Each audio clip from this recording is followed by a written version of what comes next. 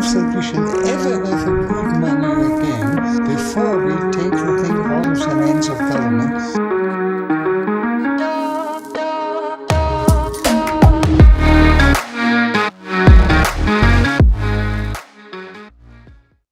Yo. Today is September 13, 2022. Welcome to Simply Bitcoin Live. We are your number one source for the peaceful Bitcoin revolution. We cover the breaking news, culture, memetic warfare. We will show you why only Bitcoin can give you true financial sovereignty. And with financial sovereignty, of course, comes freedom. Anyways, I want to say a very special hello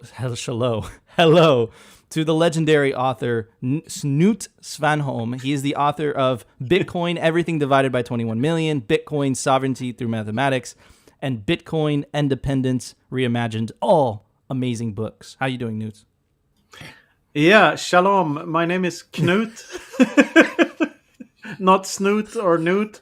Newt is the young girl from Aliens that gets, kidnapped by an alien in the middle of the movie. That's Newt. I'm Knut. But nice to be here. I wish you would have told me that before we started recording. Yeah, I seem to have forgotten. But as I always say, as long as you don't call me cunt, I'm okay. I always have trouble with Scandinavian names, but now I know. Knut Svanholm. I think the first time you came on, I got your first name right, but I got your last name wrong. Now I switched it up. Anyways, no problem, dude. Knut Svanholm. Anyways, Opti, how you doing, brother?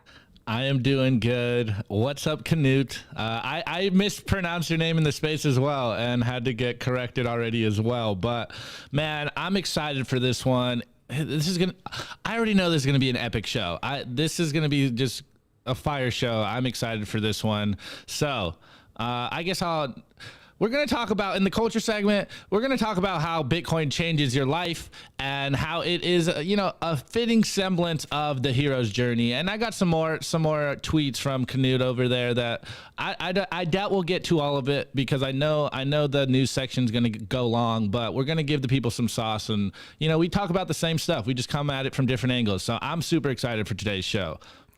Me too, brother. And of course, guys, we're going to talk about, with Knut, what is everything divided by 21 million and why maybe, just maybe, I'm going to leave you guys hanging a little bit, why Bitcoin is designed to go up forever. Anyways, let's get to the numbers, shall we?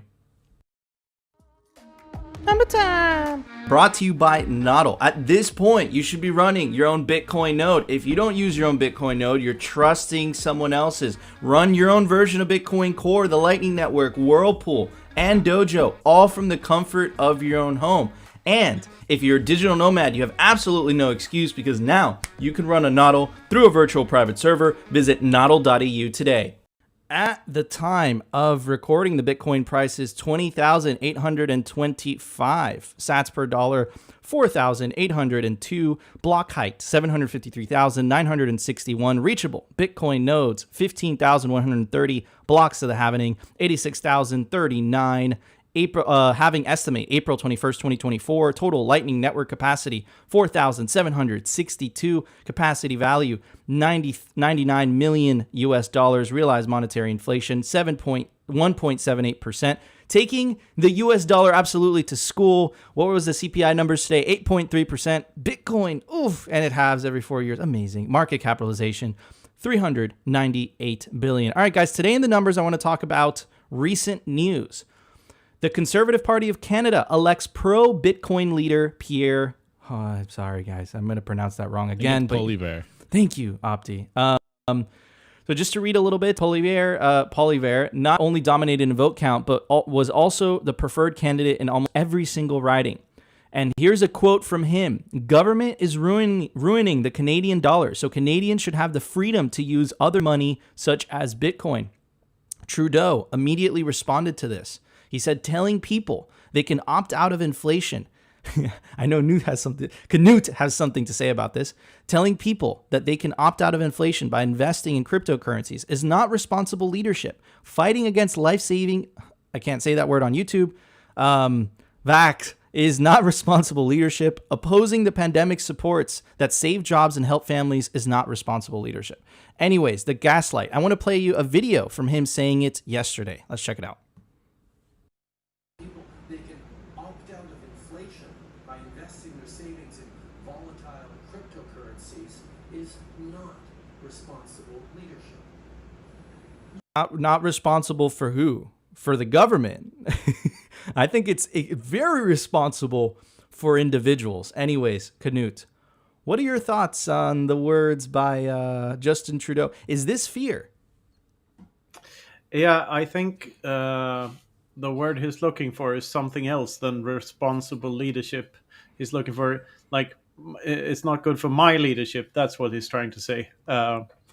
And I wouldn't really call Trudeau. I would call him a lot of things, but I wouldn't call him responsible. He's a good sock puppet. Absolutely right. And then another piece of signal that I'll drop on you guys as well is I don't think it has anything to do with being responsible or not. Just to remind you guys, during the Canadian truckers' protest, the Canadian government was able to seize and confiscate everything except for, you know what? Bitcoin. Maybe that had something to do with it. Anyways, Opti, what are your thoughts, brother? Well, we've global leaders down bad. Of course, Trudeau or Baby Castro is saying this. I mean, of course, he's trying to. Oh my God, man! I think we just found the official party line. Like anything that's coming out of Trudeau's mouth, you already know that this is like what is coming down from the top and telling you what you should believe. So, shouts out to Pierre. I think he's going to do the damage that us Bitcoiners want him to do. And, of course it's bad for their leadership because Honey Badger don't give AF. So let's go. We'll just Bitcoiners stay winning, man. Well, let's go. Go ahead. Go ahead, Knut. The thing is, Honey Badger won't give a shit about what Pierre says either. And maybe he's aware of that and maybe not. But if Bitcoin had to care about what these people thought, then Bitcoin wouldn't be very, very useful to anyone. So it's all connected.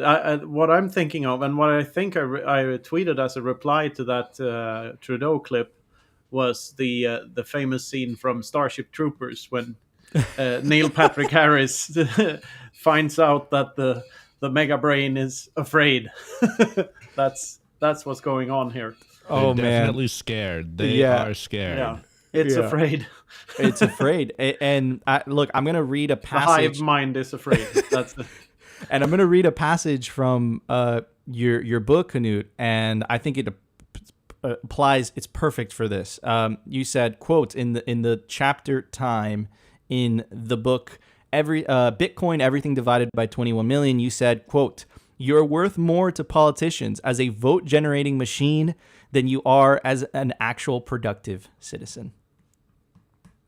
Yeah, they want cattle. They don't want thinking beings around them, because thinking beings might figure out that they decide over their lives and that they're not slaves, really, if they don't want to be. So they want voting cattle. That's what they want. And that's what they want you to be. Is that why he said what he said about Bitcoin? You mean Trudeau? Yes. No, I think he said what he said because he's afraid. He's afraid that he thinks somehow that he can turn this around, but it's like it's too late, man. You can't stop this snowball. It's coming down the hill, and it's going to roll all over you at some point, and it's going to be beautiful. Yeah, and I think there's so many great Bitcoin content has covered this. It fundamentally changes the dynamic between government and citizen, right? It between master and slave. It changes that dynamic. Yeah. So you no longer have to do what they tell you to do, and the more people we onboard, and the easier this becomes, the easier it becomes for people to opt out of everything, and the harder it becomes for the machine to chase them down. We're empowering ourselves and disempowering them at the same time, and it's beautiful.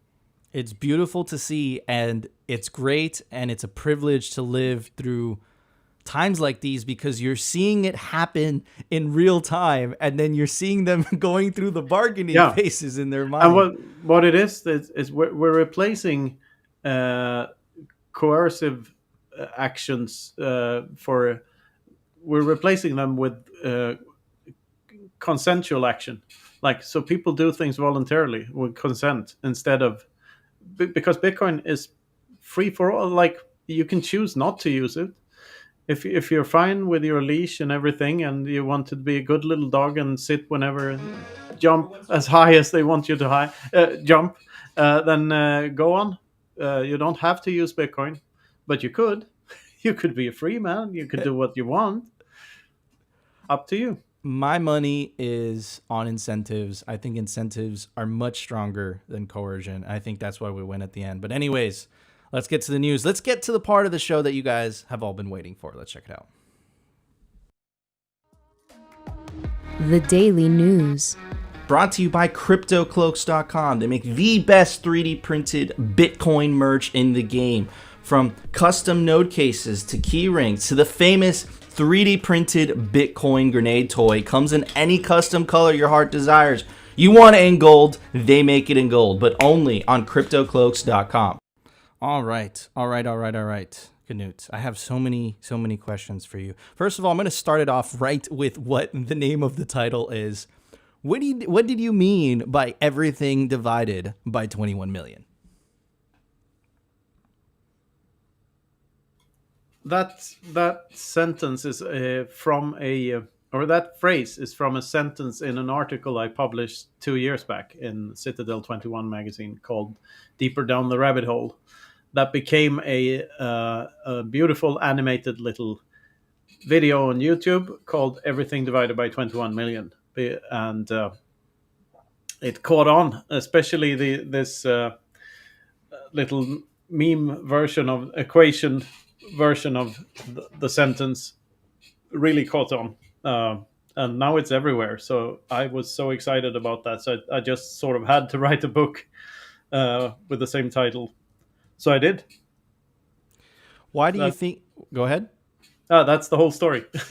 So why do you think that phrase and that article resonated with so many people? Because I think it's like the simplest way you can explain how big of an idea Bitcoin really is or could be in the future. If Bitcoin just continues to work the way it works right now, there is no reason really why it shouldn't just eat everything. Software eats everything, and an idea whose time has come, there's nothing more powerful than that. So the way I see it nowadays is like Bitcoin is like the rules of chess. If you play chess by the rules that everyone agrees on, then you can play with any other chess player in the world, and it's almost every global citizen interested in board games knows the rules of chess. It's the most popular game in the world. So if you play by those rules, you have a lot of players to play with. If you choose to change the rules, like if you play chess cash with a 64 times 64 sized board with the same amount of pawns and rooks and so on, you could do that, but you don't get to play with as many people, and that's the altcoins and the forks. That's not really chess, even if you advertise it as being better than chess or like super chess or smart contract chess or whatever. You don't get to play with this grand network of people who actually know the rules of proper chess. And that's what Bitcoin is. It's just an agreement between people on a fixed set of rules. And if you play by the rules, you get to reap the benefits. And the benefits are huge. It's number go up technology. Over time, Bitcoins become more scarce. People will continue to demand them or have a demand for them. So just play by the rules, and you can be a part of that. Get off zero and hodl for 10 years and see what happens. Absolutely. Opti put something, what did he say? Even if you call it ultrasound chess. Exactly. And I like the analogy of the 64 times 64 squared chessboard, because that's basically what Bitcoin Cash was. They increased the board size, but the number of pawns stayed the same. I mean, that analogy is fascinating because it's if everyone decides to play chess, Bitcoin is the better chess player. So what is Yeah. the second mechanism is And try to reinvent the game of chess. and I think there's like some international chess committee deciding on rule upgrades and stuff. But I think if they came with a change to the rules of chess that people didn't want, they couldn't really change the rules that had consent among the rest of the chess players. People would still be playing classic chess, and that would still be the dominant form of the game, regardless of what some, self-entitled chess expert said. So there's something to that, and Ethereum would be something like backgammon at best, where you throw a dice and see what happens. Oh man, that analogy is fascinating. I absolutely agree with it. Knut.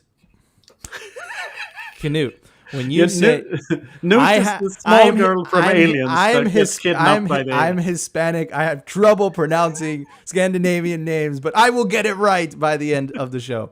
Knut. Anyway, so when you say everything divided by 21 million, do you really mean everything, or are you specifically talking about fiat currencies? Could you elaborate a little bit? No, I talk about everything, because there's no after Bitcoin has swallowed all the fiat currencies, then you can denominate anything in Bitcoin. And I'm not saying that will happen anytime soon. I'm just saying that that's the potential here. That's the binary bet you're doing when investing in Bitcoin. It either goes to zero or it goes to everything. So it's the best bet ever.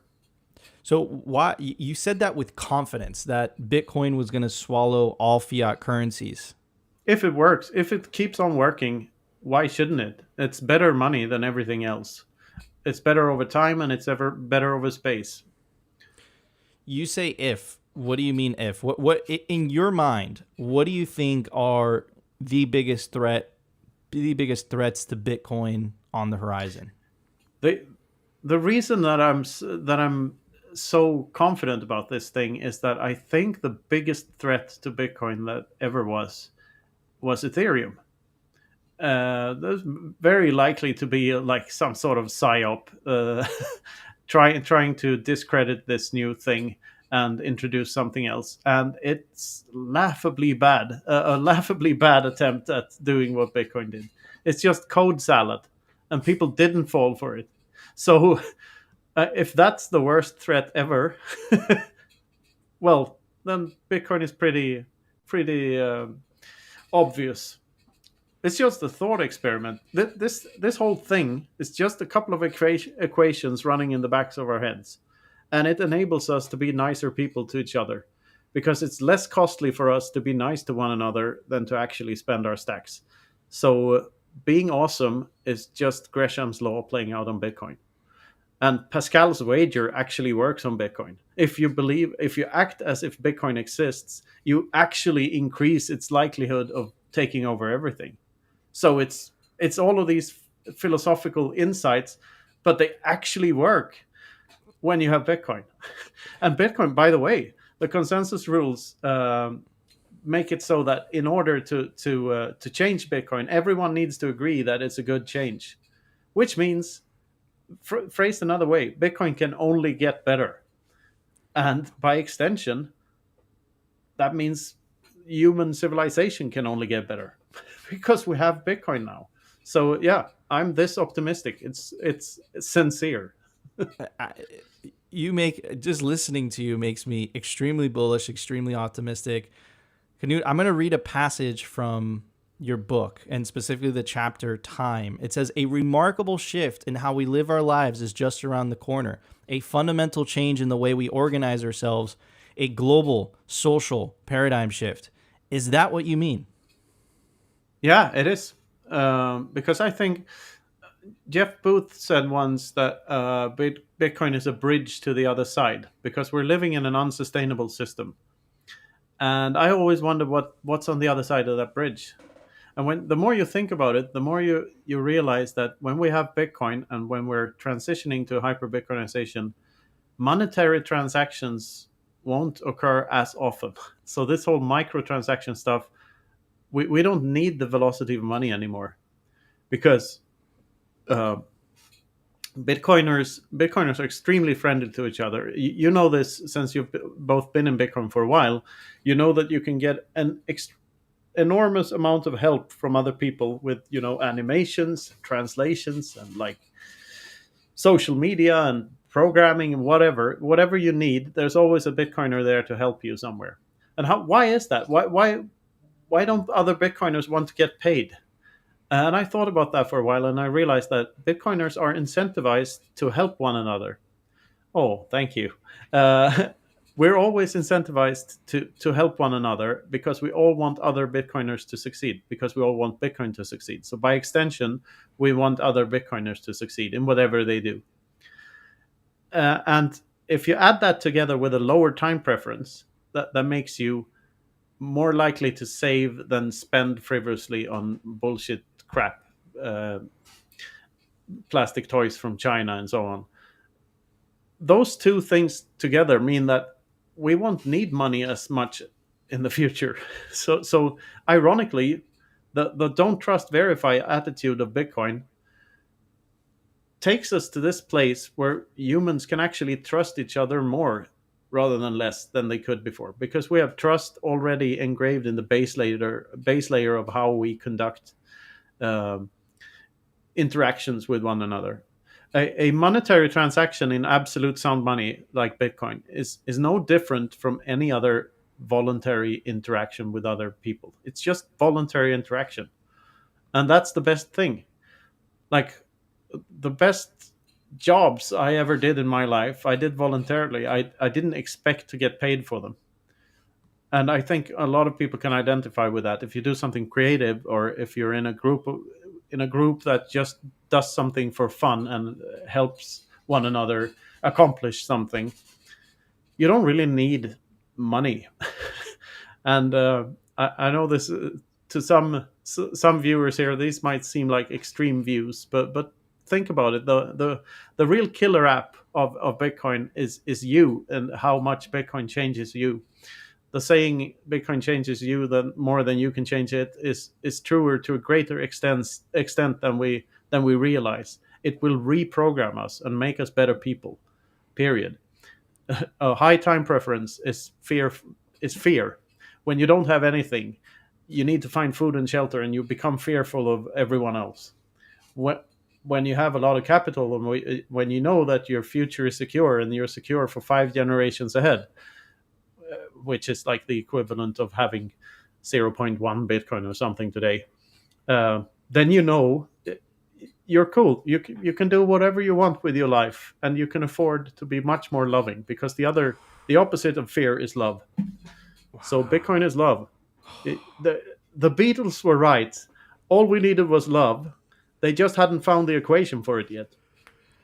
I'm getting chills listening to this. This is insane. I'm having so many, like, my mind is blowing. Going back to your amazing book, I really recommend this. Is that what you mean by, there's a passage quote, it says, successful time thieves steal time from you without you even noticing, and kind of tie that up with what you were saying just now about how Bitcoin, because it's deflationary in nature, in the back of your mind, your purchasing power is just going to increase over time. And that automatically changes your perspective on what can I do with my life, right? So could you elaborate a little bit more about that passage? Successful time thieves steal time from you without you even noticing. That's inflation. That's another way to express inflation. Like, it's whenever your purchasing power goes down, someone has been manipulating the supply of the money you're using. It's that simple.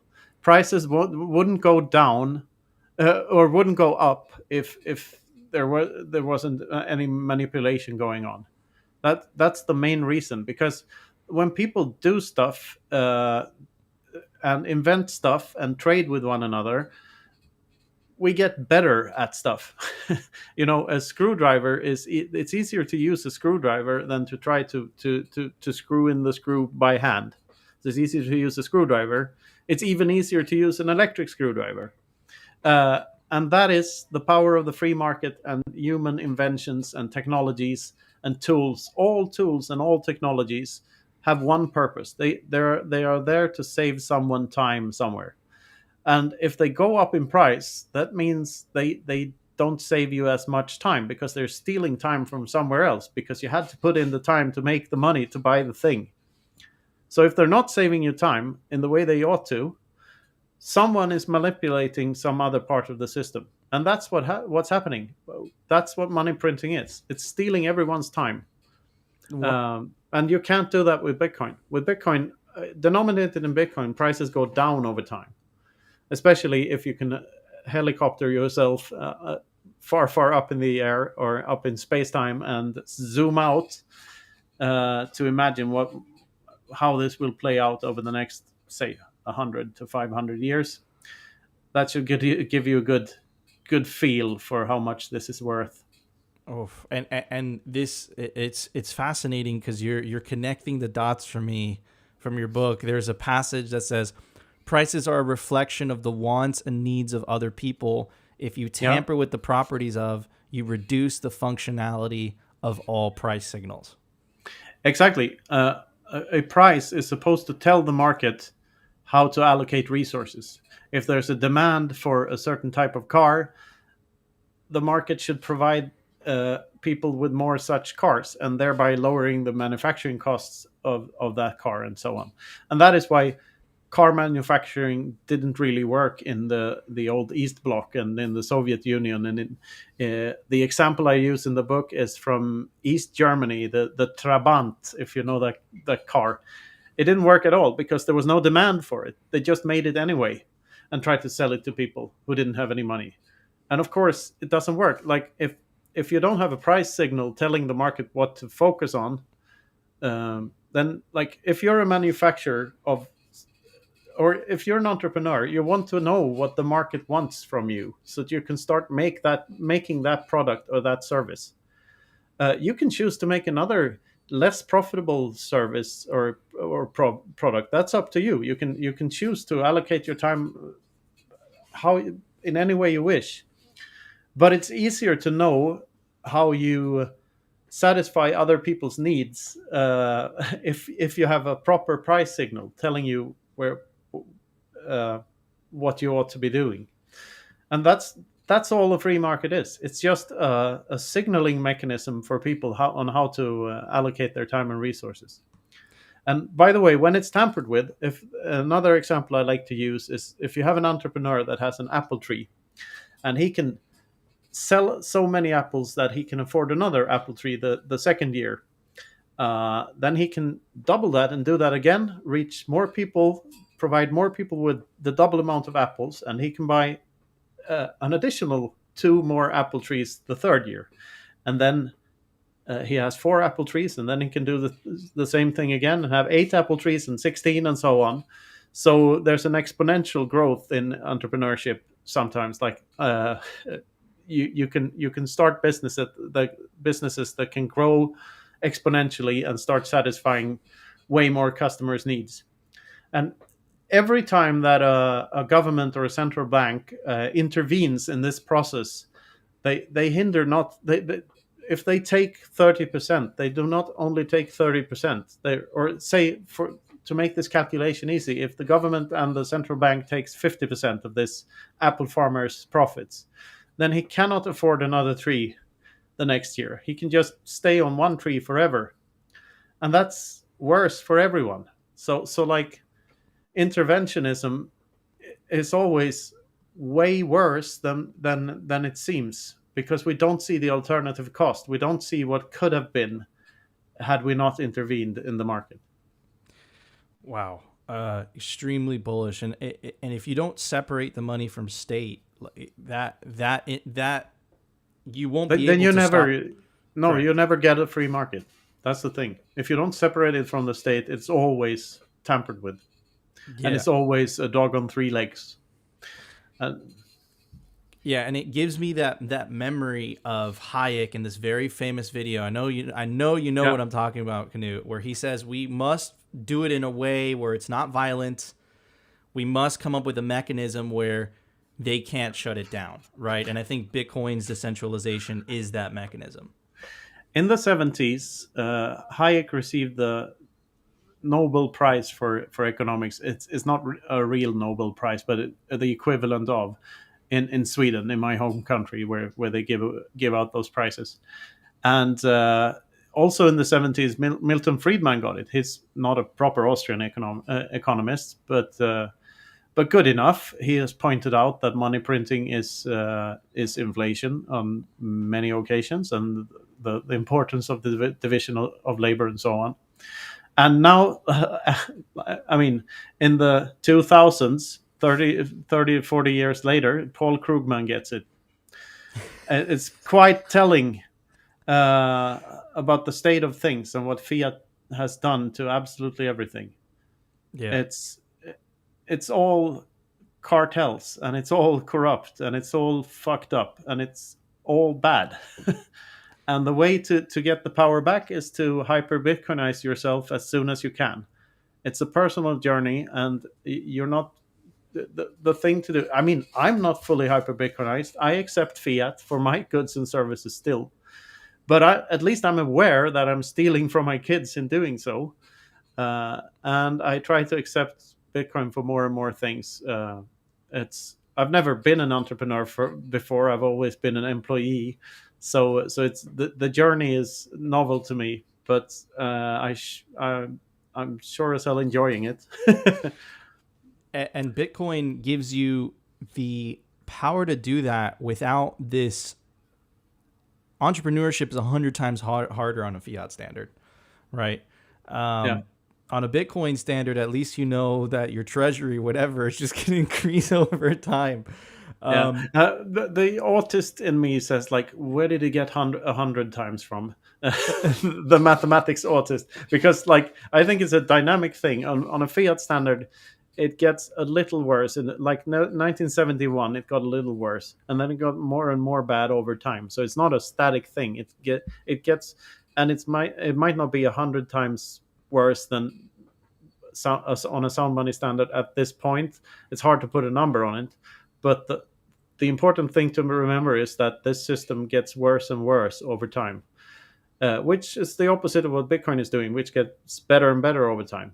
Hyper Bitcoinization is just 1 divided by hyperinflation. It's the inverse of it. That's fascinating. Knut, I'm going to end the news segment with this question. And you touched upon it a little bit. You said 100 years from now, 500 years from now, it's going to be fascinating with what Bitcoin does. And this kind of, this incorporates the phrase in your book, everything divided by 21 million. What's the top in this thing? Because when I try to tell it, when I try to orange pill, example, what I'm currently doing, I'm 80% there. My girlfriend's father, right? Yeah. I'm like, I go to him and I'm looking at him and I tell him in Spanish, this thing has no top, and he's looking at me like, you're a crazy person. So how do you say that in Spanish? How do I say it in Spanish? How was it to tell him? I'm not gonna dox his name, but it'll be like, este dinero no, o sea, no tiene límite. That's what I said. No tiene límite. ¿Cómo que no tiene límite? Coño, este no tiene límite. O sea, no hay. And but the thing is, people Yeah, always say Bitcoin has no top because fiat has no bottom, but that's only half the truth. Like, Bitcoin has no top regardless of whether fiat exists or not. It's even better than that. Like, of course, in fiat terms, Bitcoin has no top. But Bitcoin has no top in terms of whatever. Like, there's nothing better. It's pure signal. So, Bitcoin has no top, period. It will continue. Its star will continue to rise, to use a popular phrase. So when you say, what about Hal Finney's extremely popular post? And he did this, absolute legend, may he rest in peace. Running Bitcoin? No. Yeah, that was the OG post. But the post where he said that he predicted that when it all comes down, Bitcoin's going to hit 10 million. It was that too bearish from Hal? Yes. On what time horizon? what time horizon is he talking about? Of course it's too bearish. Let me put it like this. During 2021, $8 trillion were printed by the Federal Reserve. Of course, it's not only dollar bills or figures in people's bank accounts. They use all sorts of fancy terms to call this and that. But they call it quantitative easing, and that's what it was. Like someone printed $8 trillion. Divide that by 365, and that by 24, and that by 60, and then times 10, and you get the number of dollars printed every 10 minutes. And you can do the calculation on and on again. But what you can take it even further, and I did that. A Bitcoin was created on average every 90th second during 2021, because the block reward was 6.25 Bitcoin every 10 minutes. That makes for about a Bitcoin every 1.5 minutes. And within every 90 seconds, so for every Bitcoin mined, $21 million were printed. Get this. Okay, I'm going to get closer to the mic here. $21 million were printed per Bitcoin mined in 2021. Oh. That means that $21 million is bearish.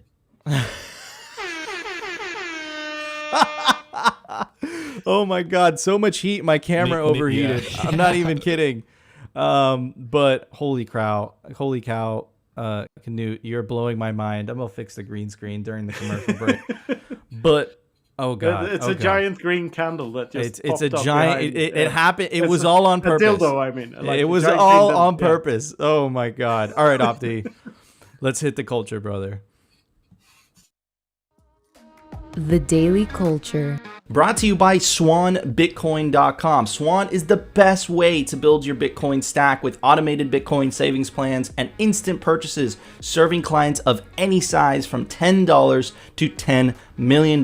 We love Swan because they incentivize self-custody and dollar cost averaging. What are you waiting for? Visit SwanBitcoin.com today.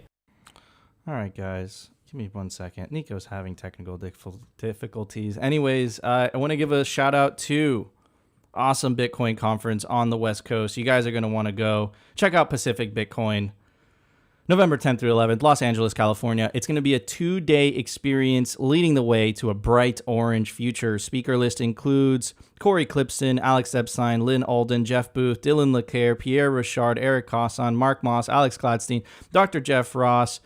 Nico and Opti are going to be there. We're going to do a live Simply Bitcoin. It's going to be awesome. You can take advantage of the promo code SIMPLY to get a major discount on your Pacific Bitcoin tickets. What are we doing today, Opti? All right. Well, first and foremost, I am Optimist Fields, and I try to stay optimistic and hopeful, but man, I am feeling all the warm fuzzies right now. This has been pure signal, guys. I hope you're enjoying this. And Knut, I just want to give you a shout out because I love the meme, everything divided by 21 million.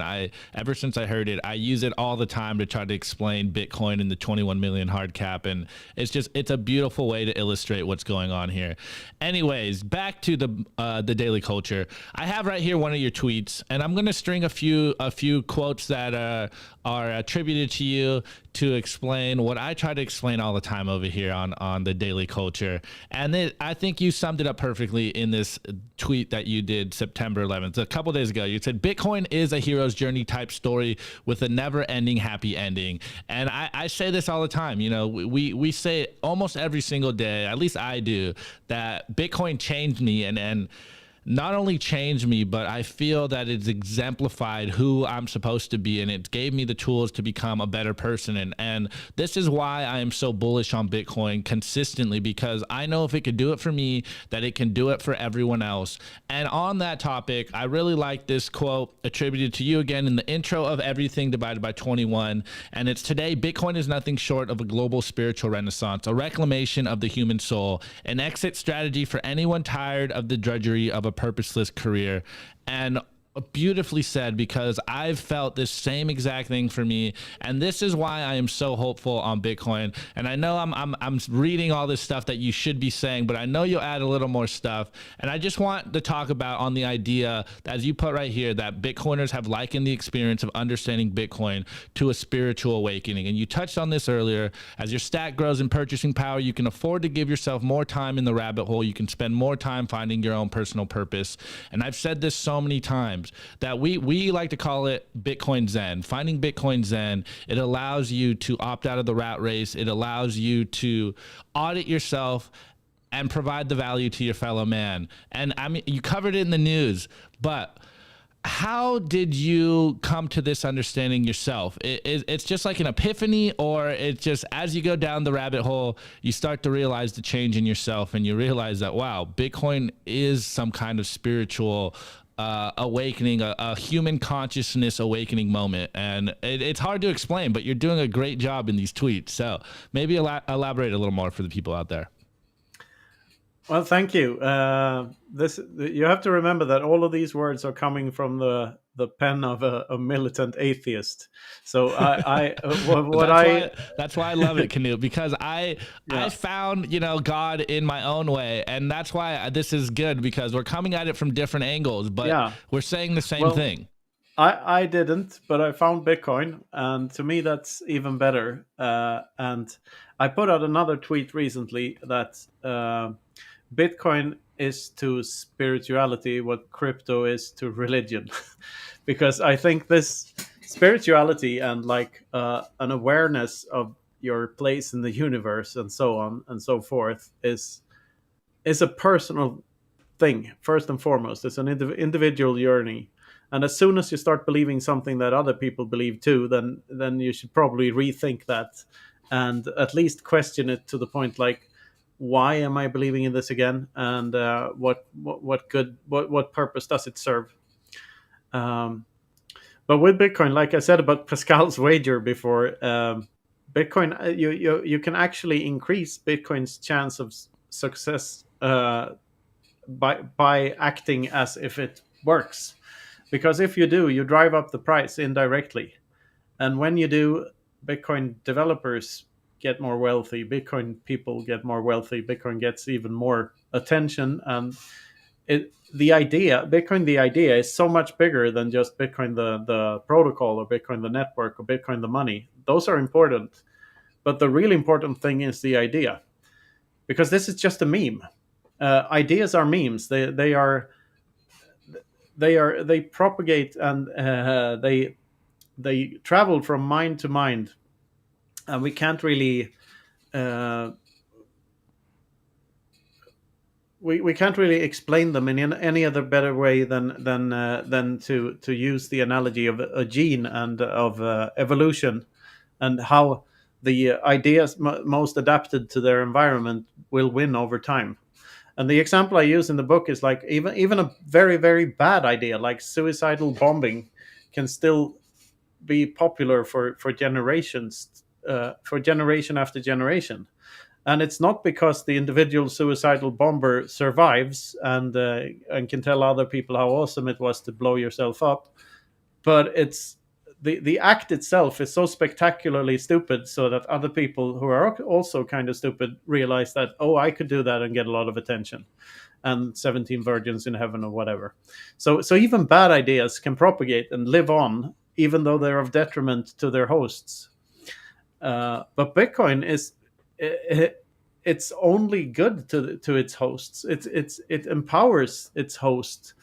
Another chapter in the book is about Bitcoin being in a symbiotic relationship. It's an alien symbiote, akin to Venom in the Venom movies. An alien symbiote that gives you superpowers, and you can argue with it and have internal struggles with it, but it still gives you superpowers. And sooner or later, and it cannot survive without you. And at one point in time, you won't be able to survive without it. So this thing, acting as if it exists and acting as if it's significant, makes it even more significant. So it's all connected, and it's such a strange being, because It's the first time in which the map defines the territory. The idea it's rooted in an idea that came from within people, and it emerged out into objective reality. So it's an idea that can very directly affect what's going on in what we call objective reality. So it sort of blurs out the line between subjective valuations and objective reality. In Bitcoin, there's no difference between knowledge and ownership. If you know the location of a Bitcoin private key, you own those Bitcoins. And furthermore, if you're the only one that knows the location of a Bitcoin private key, or if you have memorized your 12 words, you are your Bitcoin. There's no distinction between you, the person, and you, the Bitcoin. You are the same entity. So it tosses everything around and like makes us question absolutely everything we thought we knew about reality if we think deeply enough about it. And this is why I find it so endlessly fascinating to think about and to write about and try to sort my ideas out about, because it affects literally everything. And I just find it amazing, and that's why I can't find a better word than spiritual. It's a spiritual experience. I love it, man. You're a man of my own heart. You speak in a way that speaks directly to me, and I loved how you said it. Ideas are memes. We say it all the time. Life is memes, and memes is life. And everyone's like, "Why you guys go so hard on the memes?" I'm like, guys, everything is a meme, and once you understand that, the world opens up. Living the meme. Living the meme. Yeah, living the meme. New Exactly. Living the dream. Perfect analogy. If for those who don't know, the term meme was coined by Richard Dawkins in the 70s in his book The Selfish Gene, which is where the phrase was first used. So it does refer to an idea. The way we use the word now is like a meme is a picture of a funny cat with some block letters around it, but that's not it. A meme is just an idea. Everything's a meme. Everything in a society starts as a meme. And when you know that, you know that you can manifest other things, other ideas into the reality. And you know also that you can take previous ideas and just discard them as a bad meme. So if you don't like Trudeau, just think of him as a bad meme. He's definitely a bad meme. On the topic, I love the segue you had of living the meme, because we have this other quote by you, and it says, "The land of the free and home of the brave is no longer a physical country." And I fully believe this. I live with Bitcoiners now, and we talk about all the time, like, we are living in a totally different dimension than the average pre-coiner normie out there. And, like, we try to tell people that's like, wait, how did you guys become friends? It's like, oh, via Twitter. And they're like, wait, that's like the weirdest thing ever. And it's like, no, you haven't understood yet that, like, we have transcended time and space, and we have coalesced on this idea of Bitcoin, that we all like the same money. And I just love the way you put this. Yeah. I mean, I'm friends with my idols now. Like, I keep pinching myself because it's hard to believe that it's actually true. Like I not only have talked to these guys once or twice, I'm friends with them and they're friends with me, and we can have long conversations, and it keeps on happening over and over again. You showed that conference there. I've just come home from Riga, where the Baltic Honey Badger was, which is a great Bitcoin conference. I'm doing the Bitcoin conference in Amsterdam in mid-October, hopefully Madrid before that. After that, I'm going to some crypto conference in Sofia, Bulgaria, to try to orange pill those people. And then I'm going to the Liberty in Our Lifetime conference in Prague. And then I'm spending some time on Madeira, maybe going to Germany. I've been invited to Nigeria in January, and all sorts of stuff. And I'm able to do most of it. And I'm extremely grateful for that, being able to live a life where you get to travel around and meet the people that you look up to the most in the world, and actually befriend them and just hang out with them over and over again. It's just, I mean, my Bitcoin career, quote unquote career, sort of started in Riga in 2019.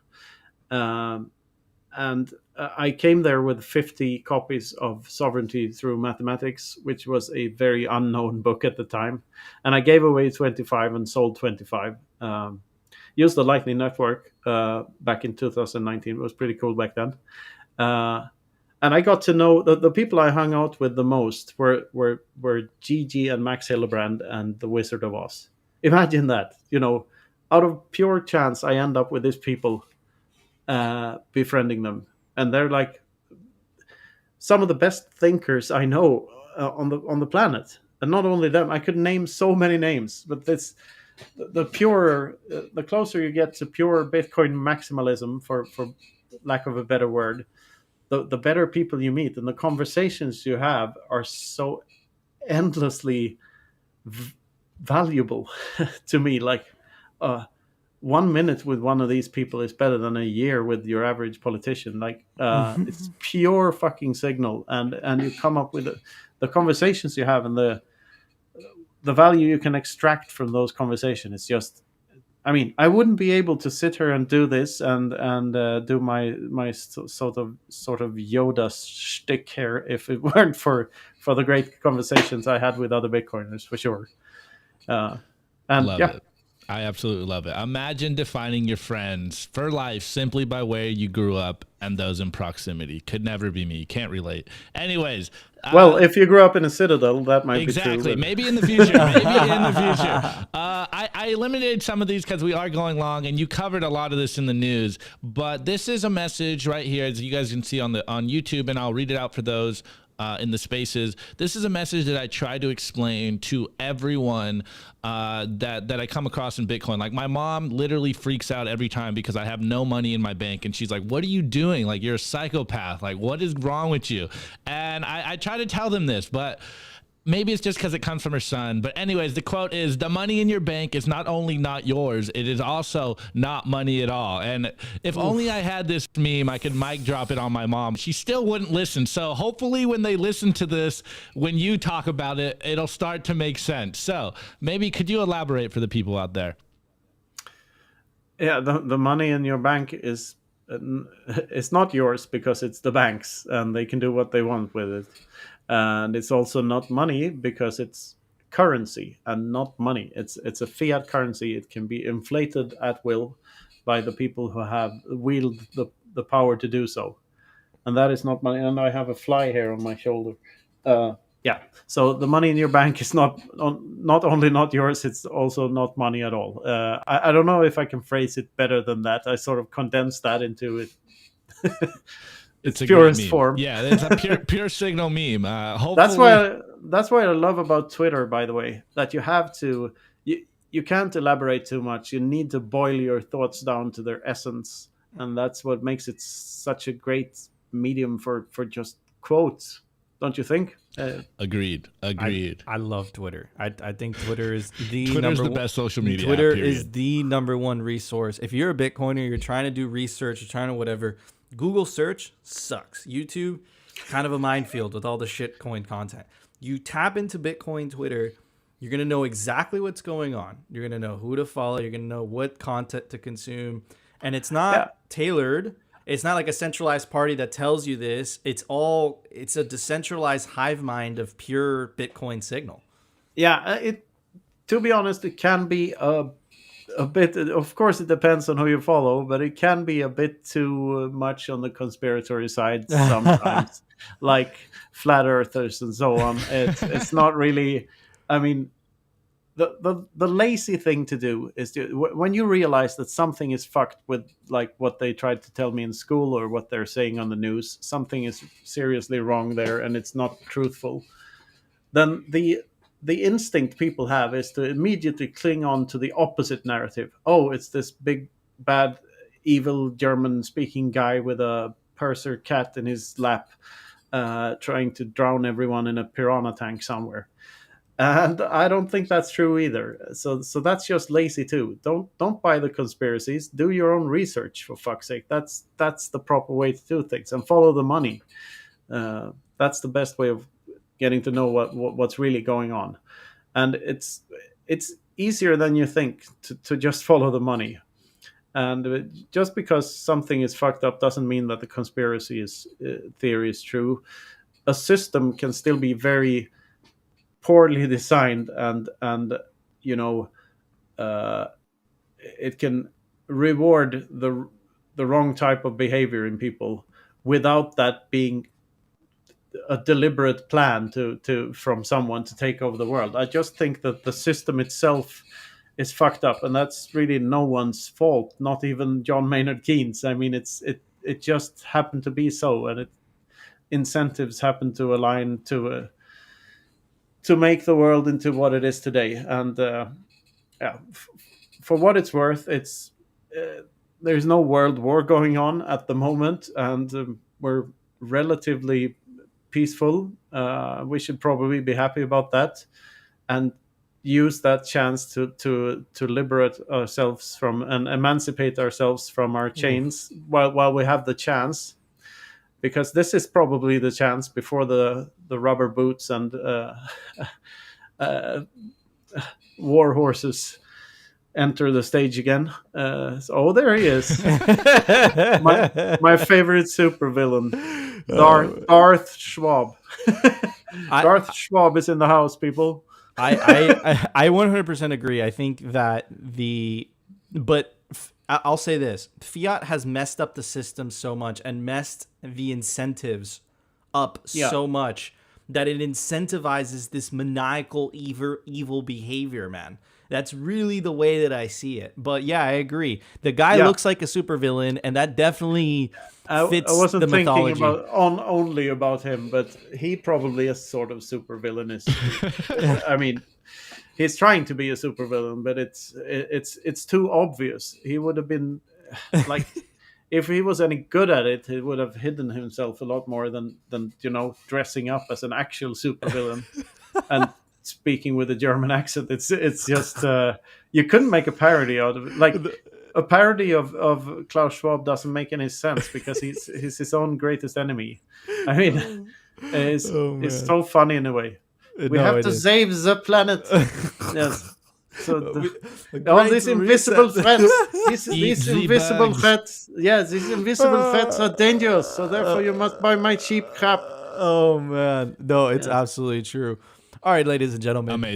Amazing episode today so far. I'm having a lot of fun. All right, guys, this is going to be a Simply Bitcoin original because we're the only ones that do a live meme review. You're going to get to see Knut Svanholm review some memes. Let's check it out.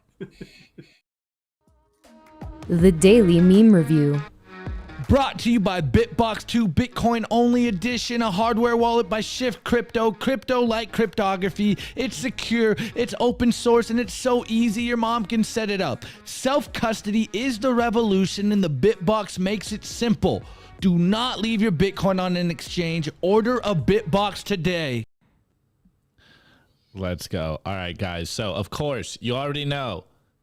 Tweets are the bullets and memes are the artillery in this information war, guys. You are on the front line. Continue to make memes, continue to shitpost, continue to frame the narrative. This is what we do every single day.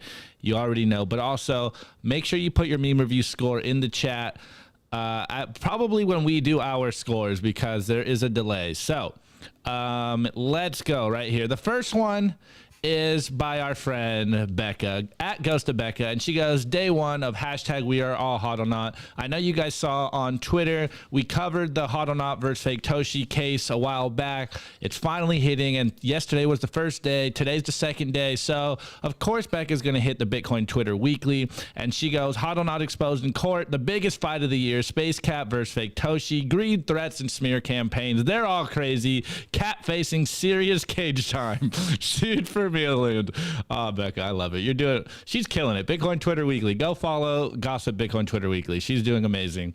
This next one is by our friend Rave Elevator, and he did a meme on top of our meme of, did you buy Bitcoin yet? Me every time, me to every friend, did you buy Bitcoin yet? Anyways, his meme though, he goes, Mom says, how's the Bitcoin mining going? Did you win yet? And it's the Spider-Man meme. The Spider-Man meme. He's looking at his miner, his ASIC, and he puts his glasses on, and his McDonald's hat, and it's a fry. You know, he's frying fries because we're all broke.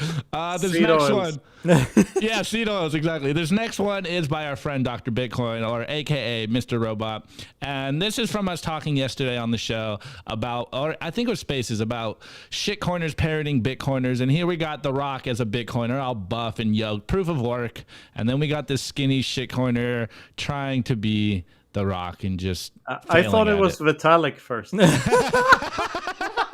Close. This next one's kind of dark, Nico. I had to put it up here, though, considering we just had September 11th Dude, the other day. come on now. I'm sorry, I had to. That's brutal. Yeah, it's pretty brutal.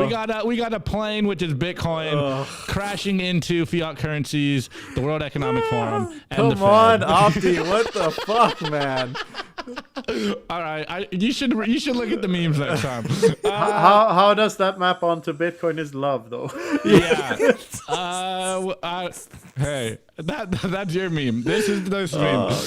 This next one, I think this is a great meme. Of course, I tell you guys sometimes memes aren't just words, but they're sayings. And to end all this signal that Knut has gave us today, I think this is even more fitting than I thought it would be. And the quote in here in this meme goes, "The illiterate of the 21st century will not be those who cannot read or write, but those who cannot unlearn the many lies that they have been conditioned to believe and seek out the hidden knowledge that they have been conditioned to reject." Wow, absolutely beautiful. And it hits even harder than I thought it would, considering everything we said on today's show. And of course, I got to put our friend Yellow in here in his meme, because you guys are becoming hardened Bitcoiners. You're going through your second bear market. But Yellow out here in his third bear market, his third cycle. And you can see Yellow, wide-eyed Yellow, good little yellow puppet. And now he is basically Darth Vader, Yellow Vader out here, because he is telling you guys the 3 rules of the bear market: stack, fight, and tweet about building. And this next one, shouts out to our boy 21JCLP. I had to add this because after I knew today we were going to give you guys all kinds of sauce. And following that Yellow meme, I had to, give you some optimism in here. And hashtag only Bitcoin, stack harder. We are going through all the flames and all the fires and all the obstacles. And what are you going to do? You're going to stack harder with your laser eyes, guys. This is the way. Do not get disillusioned out there. Stay optimistic. I mean, how could you not be optimistic after today's episode? I knew this was going to be a fire one. But for my meme review score today, I got this awesome "End the Fed" sticker right here. Let's go. All right, Nico, what do you got for us? Dude, god damn it, bro. I give Opti the memes review and he always... My job is to make Nico uncomfortable. I am trying to tell the YouTube guidelines. I don't know. I think I did all right. I'm going to give it this empty... It's too soon. I'm going to give it this empty nail polish because... There is Yellow. Hello, Yeah. Hello, Yellow. Yeah. Hello, Yellow. Hello, Yellow. You there, Yellow? Say something. He's always here, Knut. He's always here. He's always here in the show with us. Good to know. Keeping an eye on us or on something else. Knut, what would you give those memes? The meme score works where you can give it any random object, feeling, color. Whatever comes to mind is a good score on the meme review. Okay, so you're going to play them again? I think I've forgotten like 90% of them already. That's the point. I give them 7 out of 10 on average. Okay. All of them. Okay. All right. We'll take it. Taken together. We'll take it. Which one do I like? I really like that really poetic one with the 20th century thing. That one is like a 4 out of 10. That one is a 9 out of 10. Agreed. Yeah. What else did you have? Oh, you pull it up again. Opt to go to the first one. Boom. This one slaps. Rave elevator. 5 out of 10. It's quite okay. 6 out of 10 for the seed oils. This one's the No, slap. god damn it! No. But that's also like that's 7 out of 10 maybe. I sort of like it anyway. It's brutal. Hey, someone said in the chat, well, at least Opti gave us 2 days, so not too soon, Nico. What? Okay, let's ask the audience. What Okay, we got it right here. I got We some. got good scores. Oh, there you go. I give those memes. rate this meme? Oh, rate this meme, 10 everybody. out of 10. Rate that meme. Go in the chat right now. Andrew says, I give those memes a fan to cool down Nico's camera. BTC Pin says, I give those memes my infinity day key. Ooh. Yellow says that Yellow gives those memes a kroppkaka. What is, I don't know. Yeah, that's some Scandinavian dish. I give those memes one cleat high sailor knot. Okay, very good. Planet Earth. Give those memes one jet fuel fireproof passport. Oh, this is so awesome. I give the memes Knut playing a lute. Yeah, or a flute maybe. Yellow says Yellow gives those memes You some gave cup. it one, You gave said it that one. twice, Yeah. Yellow. Yeah, it's very funny. Give this one. British Japanese. Wait, this is the best score right here. Rating those memes. Nico's uncomfortable laugh. All right, we're gonna end it at that. All right, we got an open source Bitcoin software release. Let's check it out. Bitcoin software release. Brought to you by CipherSafe. Don't be that person that loses their Bitcoin seed due to fire damage, water damage, dog attacks. Back up your generational Bitcoin wealth on steel. And there's no better place to do it than the Cypher Grid by CipherSafe. And now check out their new Bitcoin art, the Bitcoin Rulux triangle, only on cyphersafe.io. Let's go, guys. So, of course, we are here for the software release. And today we got Albi version 1.15.0 released. And it's got Tor browser support, SoundCloud support, and more. Man, let's go. All right. Man, that's an awesome update. Anyways, if you like what we're doing here, listen to us on Apple, on Spotify, on Anchor. And if you really love what we're doing and think we're giving you guys value, we are on Fountain App and you guys could stream us sats. We love you guys. I hope you enjoyed. I know you enjoyed this show.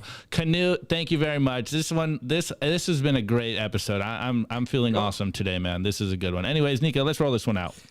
Yeah, guys. Oh, wow. When am I going to get the chance to shield my shit? Go to You will. We got you. Before we get to Knut and what he's working on, guys, check out representltd.com. They make awesome Bitcoin merch. Opti, show off your shirt, brother. See that? The Bitcoin merch. Show off the back. Amazing. You could take advantage of the promo code down in the video description to get a discount off representltd.com. Anyways, Knut, thank you so much for joining us on Simply Bitcoin today, man. We really appreciate all the love, all the wisdom, all the signal. It was nonstop signal. Where could people find you on social media, and tell people what you're working on nowadays? I'm working on a bunch of stuff. I'm quite involved in a very secret project on the island of Madeira. And I won't be able to say anything about that until later on.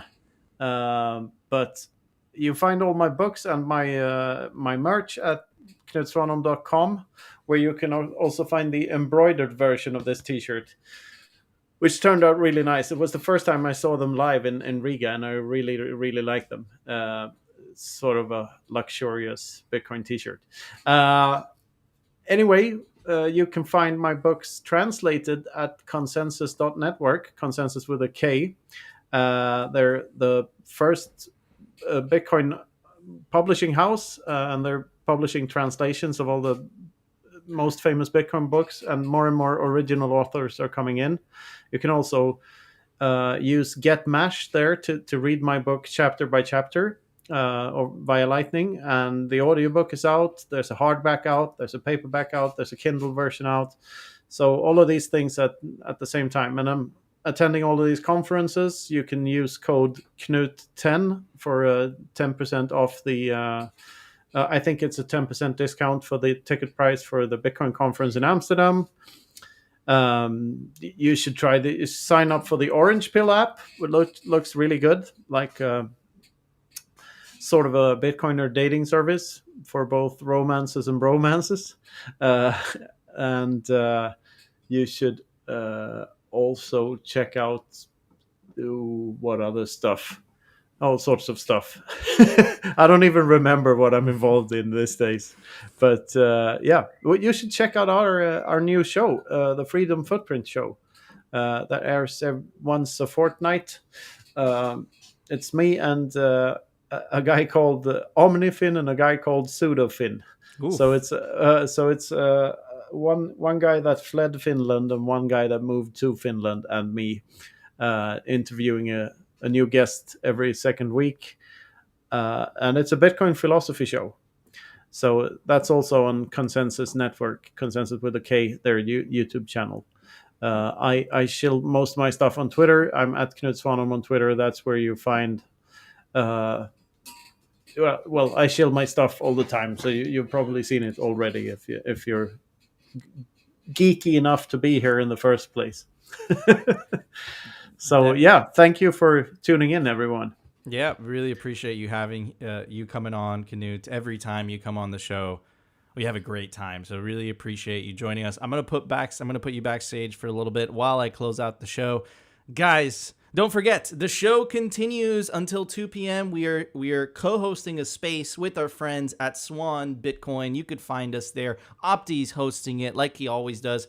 He does a great job. Knut, if you could join us on Twitter Spaces if you want. It goes till 2. If not, it's totally up to you. Anyways, guys, if you enjoyed the show, you know what to do. Smash that like button. And of course, if you really think that this show gave you some value, maybe consider subscribing. And the number one thing you could do to help us is share the video. Get the Bitcoin signal out here. Push the peaceful Bitcoin revolution. Guys, we will see you tomorrow for another episode of Simply Bitcoin. See you guys later.